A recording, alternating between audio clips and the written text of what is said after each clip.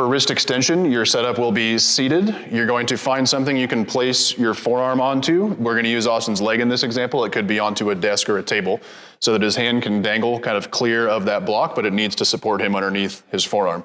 He's going to take his uninvolved hand and place a block just below his knuckles, closer to his wrist on the proximal side. That's what's going to be his resistance here. He's going to engage all the muscles here to the top of his forearm. Mid-range will be right here with the hand pretty straight with the forearm. He's going to engage all these muscles and then try to drive his hand up towards the ceiling, keeping good pressure into the block, whatever his forearm is resting on, maintaining this engagement up here for the desired amount of time and intensity.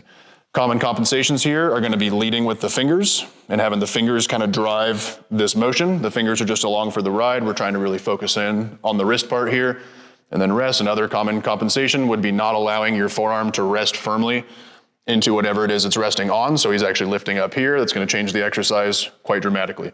So one more time, he's going to find his mid-range right about in line with his forearm here. He's going to place that block just across the top of his hand, engaging these muscles as he drives his hand up towards the top of his forearm, keeping that engagement the whole time.